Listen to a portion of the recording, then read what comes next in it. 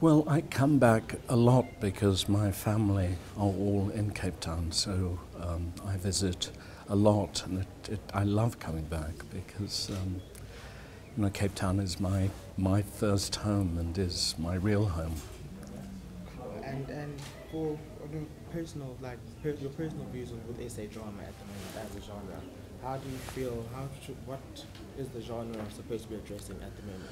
I don't think one can be that specific, really. I think the drama addresses all things at all times. You know, you can both have drama that is addressing current issues in South Africa, and you can be doing Shakespeare. You know, I was here last year doing a production of The Tempest with a South African company and using South African rituals and music and dance to create the spirit world in The Tempest, and that I thought was a terrific sort of cross-cultural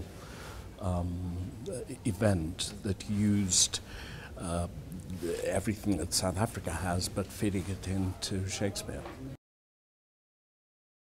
There are a lot of stories to write about this country, and I think young playwrights must be subsidized. They're the ones who will tell the stories. I come from a world where entertainment is the cherry on the fruitcake. The real matter is the people who write the stuff.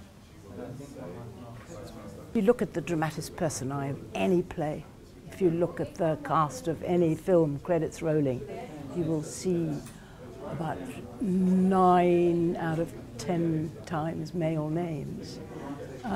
Females as autonomous individuals, in other words, people who can make their way in the world without the help of husbands, boyfriends, that kind of thing, are yet really to be entered into the canon of great drama, great films. Every now and then something happens, like Thelma and Louise, I don't know, that goes way back, a kind of buddy film. Of course, it does happen every now and then, but in the world of plays, not that often. And maybe that's because there are more men playwrights than women, I'm really not sure. But the coming of age of women as independent, heroic beasts is not quite here yet. But I keep looking for them. Precedent-setting achievements began even then, when she won the right for Robben Island prisoners to have access to legal. Human rights issues on top of the list for Africa are clearly poverty and maternal health, child health, and the rights of women. So these would be issues that are exacerbated because of the financial crisis, economic crisis. It's the women and children who are the most vulnerable and suffer the most. So those would be the general issues. Conflict in Africa, obviously, is uppermost, worst continent from the whole world with regard to conflict. Right now, yesterday I issued a statement on Côte d'Ivoire. The Security Council has also now taken a decision asking Mr. Gbagbo to leave. The United Nations has verified that the election was won by the opposition leader. And I've issued a statement because of my concern that civilians and peacekeepers are being caught in between, 50 killed already. And similarly, more recently, we published a mapping report on the Democratic Republic of Congo. We also sent a panel to just talk to the women on the sexual violence there.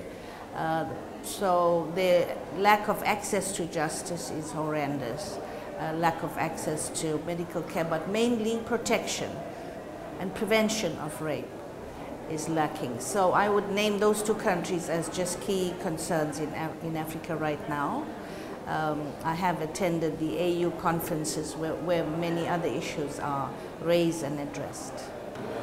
My advice to law graduates is think locally but act internationally. And that is, the norms and standards are set internationally. South Africa has signed many treaties, such as the International Covenant on Civil and Political Rights, CEDAW, which is the Against Discrimination of Women, CRC, that's the Convention on the Rights of the Child. And so they should examine legislation in South Africa, judicial decisions in light of South Africa's obligations internationally.